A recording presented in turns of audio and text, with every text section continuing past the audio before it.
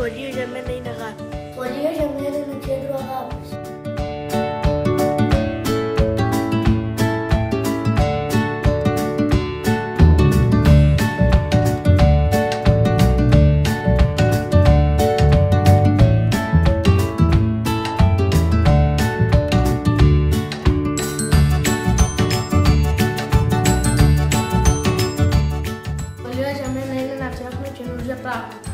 Σχολείο για μένα είναι οικογένεια.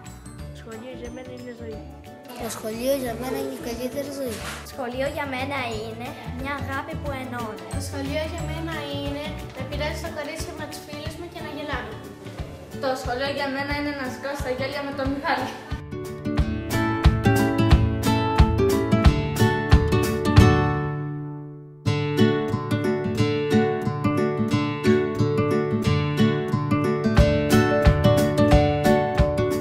Σχολείο για μένα είναι να ξέρω που ανήκω. Σχολείο για μένα είναι το δεύτερο σπίτι μου. Σχολείο για μένα είναι η μόρφωση. Σχολείο για μένα είναι φροντίδα. Το σχολείο για μένα είναι ένα κτίριο που πηγαίνω κάθε μέρα χαρούμενη. Σχολείο για μένα είναι δεύτερη οικογένεια.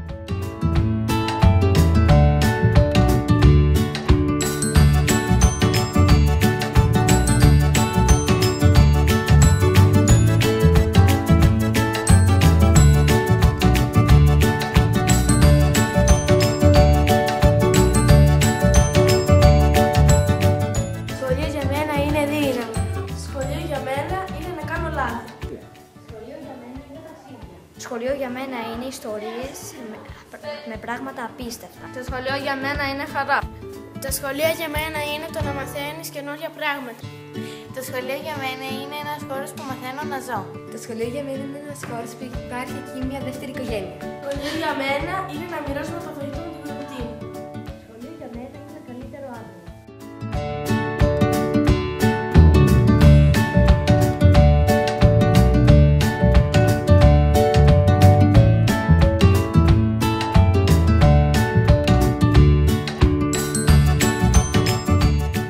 Σχολείο για μένα είναι ένα δεύτερο σπίτι. Το σχολείο για μένα είναι χρήση. Σχολείο για μένα είναι να πέφτω και να σε ξανασηκώνω.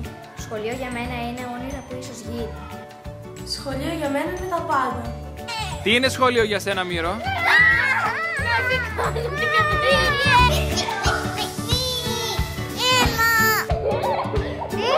Τι σημαίνει για σένα σχολείο? Να μαθαίνω πράγματα, να γράφω, να διαβάζω, να πάει μαθηματικά. Ναι, το ξέρω. Γιώργη, τι είναι σχολείο για σένα? Τι σημαίνει σχολείο για σένα? Τίποτα. Τίποτα! Δηλαδή, όταν είσαι εδώ δεν νιώθεις τίποτα? Καλά νιώθω. Καλά νιώθεις? Ναι, με τα μπαστούνια. Για να τα λέμε όλα, σχολείο για μένα είναι ένα μάτσο μικρά παιδάκια με πόδια, 2 για την ακρίβεια, τα οποία μου κάνουν το κεφάλι φασολάδα. Και δεν έχω άλλα μαλλιά γιατί μου τελειώσαν τα μαλλιά εξαιτίας τους. Δεν έχω άλλα μαλλιά εξαιτίας τους. Θέλω να φύγουν όλα αυτά τα παιδιά. Ξου, ξου!